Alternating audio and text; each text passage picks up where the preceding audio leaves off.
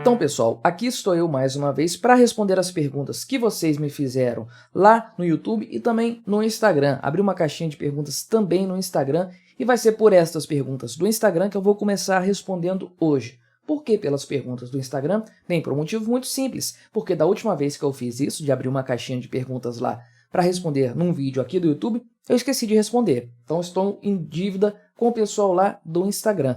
Aliás, se você não me segue lá no Instagram, me siga lá. Vou deixar aparecendo aí também as demais redes sociais em que eu estou presente. Me siga por lá também. Eu posto conteúdos diferentes, sempre coisas diferentes do que eu coloco aqui. Me siga aqui no canal se você ainda não for inscrito.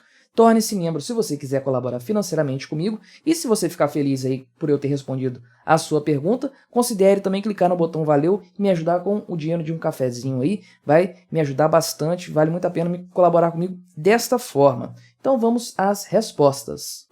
@NicolaiX pergunta: como formar uma estrutura paralela ao Estado que seja estável e segura?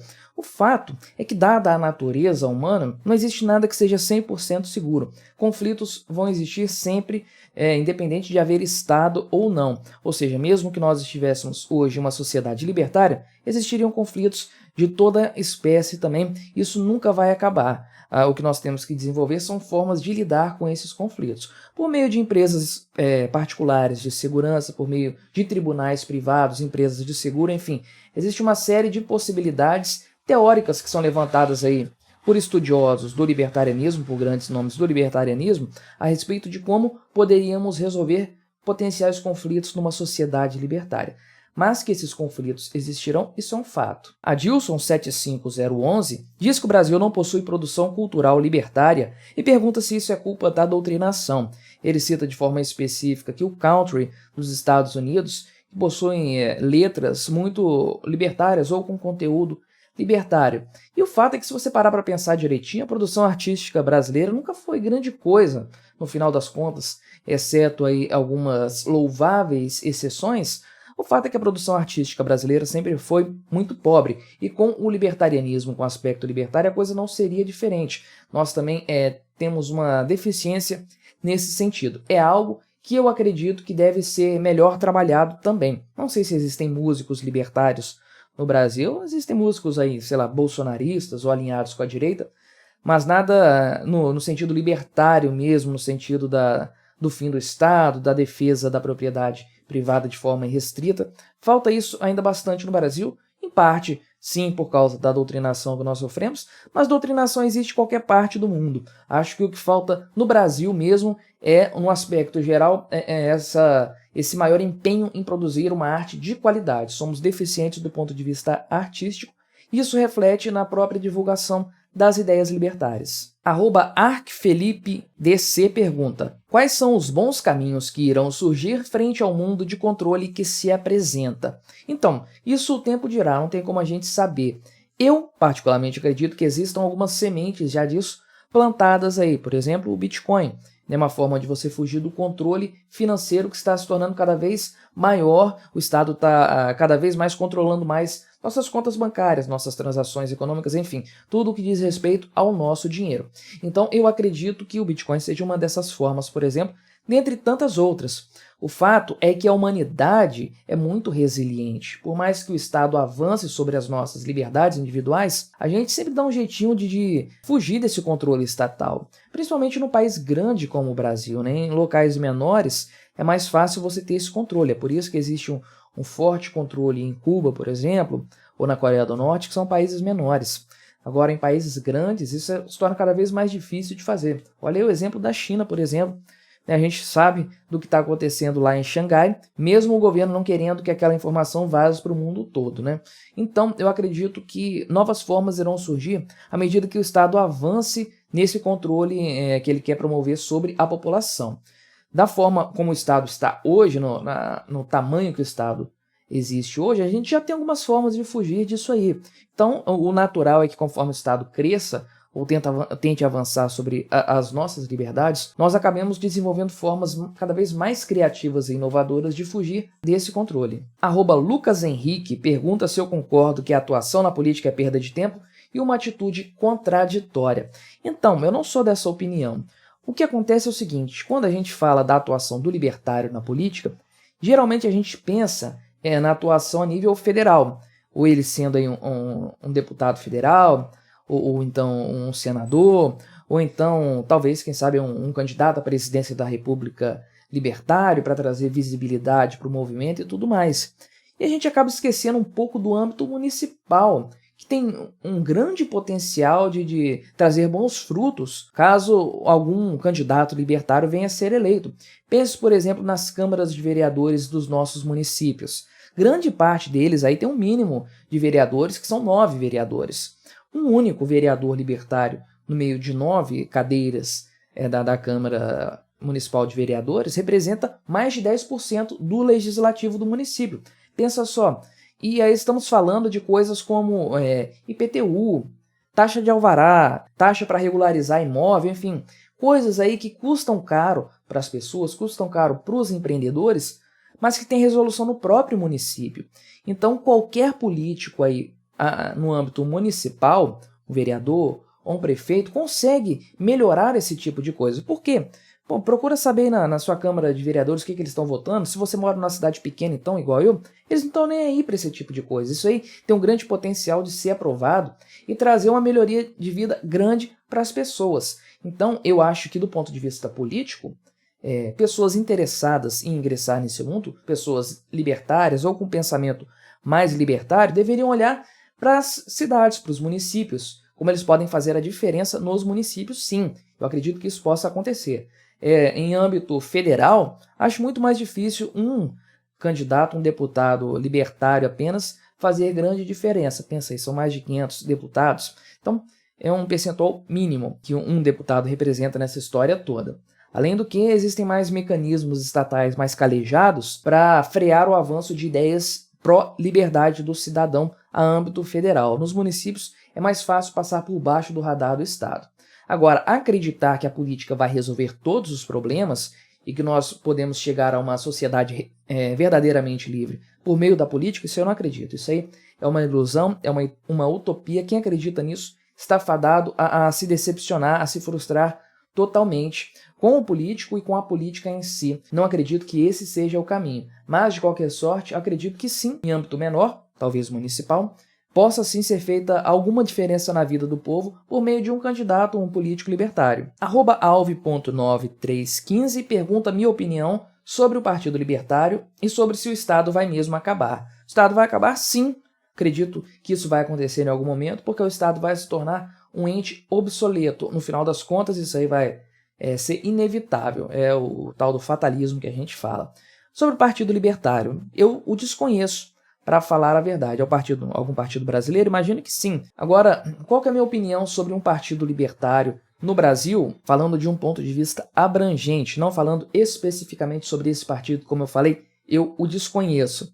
Então, no Brasil, a questão partidária é muito complicada, existe uma série de entraves à formação de novos partidos que acabam engessando muito todo o processo. Você não pode fazer um partido político apenas de um estado, apenas de um município, você não pode fazer um partido político apenas para determinado fim, para alcançar um fim, quando esse fim foi alcançado, dissolve-se o partido. Isso não existe no Brasil. Você também não tem candidatura própria, né? Você se candidatar sem ter um partido político. Então isso aí engessa muito a coisa e acaba concentrando o poder político todo na mão dos caciques políticos aí grandes que a gente conhece bem. Então, o ambiente político brasileiro é muito hostil a partidos pequenos, partidos que surgem em determinadas circunstâncias, e isso acaba prejudicando muito todo o ambiente político no final das contas.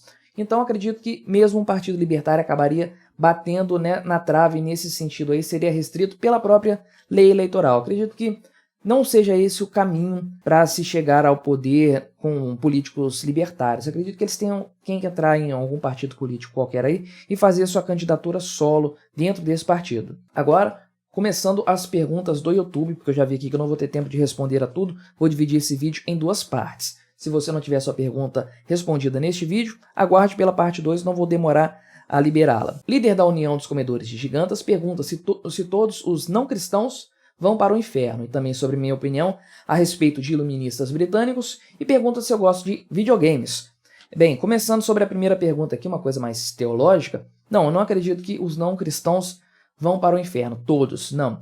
Acredito que a misericórdia de Deus age para essas pessoas aí, acredito que Deus tem algo, algum plano reservado para elas. Minha opinião a respeito de iluministas britânicos, não gosto do iluminismo no geral, acredito que os britânicos são menos piores que os franceses, esses sim são uma tragédia total, mas eu sempre tendo a pensar o seguinte: se algo é muito louvado e incensado nas aulas de história que a gente tem na escola, provavelmente esse algo é muito ruim. E se eu gosto de videogames? Não mais. Eu gostava muito lá do Super Nintendo e até o PlayStation 1 eu gostei. Depois disso eu parei, nunca tive muita paciência para jogar. Joguei um pouco de Counter-Strike 1.6 no computador, mas apenas isso. Formalin pergunta se eu gosto de relógios e qual é esse aqui no meu pulso. Então, cara, eu uso relógio só porque eu gosto de ter alguma coisa no braço e não entendo muito disso. E eu vou te falar de onde veio esse relógio aqui.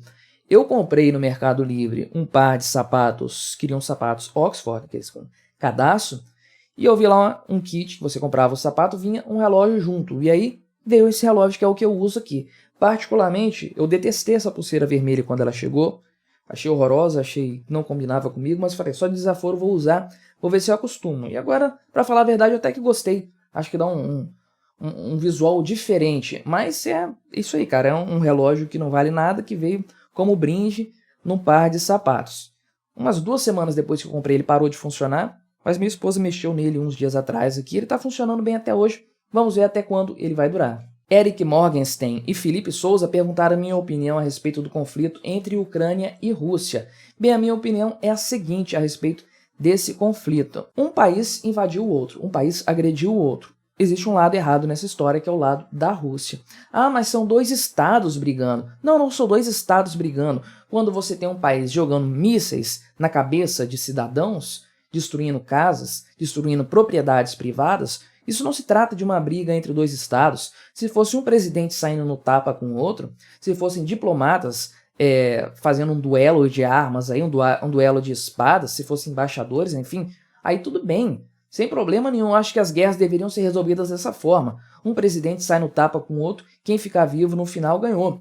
Mas não se trata disso, se trata de cidades sendo invadidas, casas sendo destruídas, prédios sendo bombardeados, teatros, hospitais, escolas, enfim, tudo sendo botado abaixo de uma forma injusta, totalmente injusta. Não há nada que justifique o ataque que a Rússia está fazendo à Ucrânia. Então não se trata de uma guerra entre 2 estados, isso é uma besteira afirmar isso. Se um dia algum país invadir o Brasil e bombas começarem a cair aqui em cima da minha casa, eu vou ficar contra o país que está invadindo? Sim, é claro que eu vou ficar contra. E não vai se tratar de uma guerra entre 2 estados, de uma disputa entre 2 estados. Ah, mas tem interesses políticos envolvidos. A OTAN está interessada nisso aí. A OTAN está crescendo e está aumentando o poder dela, a União Europeia. Sim, isso está acontecendo. Culpa do Putin. A culpa é dele, porque ele que iniciou essa invasão. Ele podia não ter feito isso. A OTAN não estava com essa bola toda antes da invasão da Ucrânia. A União Europeia também não. A Inglaterra tinha saído da União Europeia, já saiu da União Europeia, aliás. Eles estão sendo beneficiados, sim, por essa invasão da Ucrânia. Ah, então eles planejaram isso? Não, uma coisa não tem nada a ver com a outra. Você se favorecer do erro do seu inimigo não significa que você levou o seu inimigo a cometer esse erro. Putin tomou essa iniciativa desastrosa para o povo russo e muito mais para o povo ucraniano, que são as vítimas nessa história. Isso está sendo bom para a OTAN? Estão aproveitando a oportunidade. E daí a culpa é do Putin exclusivamente. Então não cabe nesse caso essa história de dizer que é uma guerra entre 2 estados. Você não pode ter um lado nessa história. Não. Um país entrou agredindo outro país, destruindo propriedade privada de pessoas. Ele não foi lá derrubar o prédio do governo, não foi lá bater nos diplomatas, enfim, nos embaixadores. Não. Ele foi destruir casa de pessoas, hospitais, estradas, pontes, enfim, propriedade privada. Isso é uma agressão injustificável. Eu sei que eu vou perder inscrito falando isso, porque eu perdi inscrito no vídeo que eu falei mal do Putin lá também. Tem adoradores do Putin por toda a parte. Não se trata de uma guerra entre estados, não. Se trata de uma atitude deliberada de violência contra pessoas pacíficas. É isso o que eu tenho a dizer a respeito dessa guerra, desse conflito. Mariana Paz me pergunta se pessoas deveriam ir à universidade e também a respeito de alta preferência temporal levar pessoas a terem menos valores morais. Começando sobre esse último ponto. Sim, alta preferência temporal leva a uma deterioração moral da população no geral. Consumismo leva a isso. Então, o mercado resolve todos os problemas. Não, quem acredita nisso aí está completamente equivocado. O mercado cria um monte de problemas também que não serão resolvidos por ele, especialmente problemas de cunho moral. Eu acredito que sim, alta preferência temporal, ou seja, você querer gastar logo o seu dinheiro com coisas fúteis, sem pensar no longo prazo, sem pensar nos seus filhos, sem pensar nos seus netos, isso leva a uma deterioração moral, leva a uma degradação do tecido social. Já falei isso em outros vídeos também, a respeito de como os pais não se preocupam mais com os filhos, em criar uma poupança para os filhos, como os filhos não se preocupam mais em guardar um dinheiro para ajudar os pais, porque agora tem a Previdência Social, tem um governo que faz isso, enfim. Então, sim, isso causa uma deterioração moral, sem dúvidas. A respeito de irmos para a universidade ou não, é uma escolha pessoal. Agora, o fato é que grande parte das profissões hoje não precisam de um curso superior para serem aprendidas. Outras, claro, que vão precisar sempre de um curso intensivo, com mais dedicação e tudo mais. Mas muita coisa que se ensina na universidade hoje pode ser aprendida de forma autônoma, de forma autodidata. O fato é que sim, existe um aumento desnecessário de diplomas sendo emitidos todos os anos para coisas que não são necessárias. Então, cada caso é um caso. Cada um tem que avaliar a necessidade de fazer universidade. O que eu posso dizer é que, sim, é desnecessário que tantas pessoas estejam na universidade hoje. E a última pergunta que eu vou responder aqui neste vídeo é do Matheus Farias, perguntando se é hipocrisia defender o fim do Estado e usar a universidade pública. E o Lucas Matheus perguntou uma coisa parecida também nesse sentido a respeito mais abrangente aí de serviços públicos. E não é hipocrisia você usar. Primeiro, assim como não é hipocrisia você usar, por exemplo, a segurança pública, porque é o que você tem disponível aí. Você não pode deixar de utilizar um negócio que é o que você tem. Você vai contratar um segurança privado para você, talvez você não tenha condições financeiras disso. Você vai pagar um hospital privado se você tem a rede pública para usar? Não, você já está pagando pela rede pública, você já é assaltado para pagar a universidade pública, o hospital público, a polícia pública. Tudo isso é estatal, que eu falei público, mas é tudo estatal. Se você já é assaltado por isso, você tem mais é que usar para você reaver pelo menos um pouco desse valor. E se você vai para uma universidade pública, você vai reaver esse valor num grau maior, né? Porque um curso superior tem um custo. Então, isso aí é algo que você está reavendo. Você, os seus familiares, porque provavelmente eles não teriam problemas em custear uma universidade sua, pessoas que gostam de você, enfim. Os impostos que todas essas pessoas que pagariam um curso superior para você estão sendo revertidos em favor de você. Não é hipocrisia nenhuma você utilizar os serviços do Estado, por isso você é assaltado para custear isso. Então pega de volta tudo aquilo que você puder pegar do Estado. Não tenha problemas morais em relação a isso, peso na consciência. Você não está fazendo nada de errado. Você está só tomando de volta o que é seu. Bem, então para não alongar muito esse vídeo, eu vou encerrar ele aqui. Aguardem a segunda parte, eu vou responder o restante das perguntas lá e até a próxima.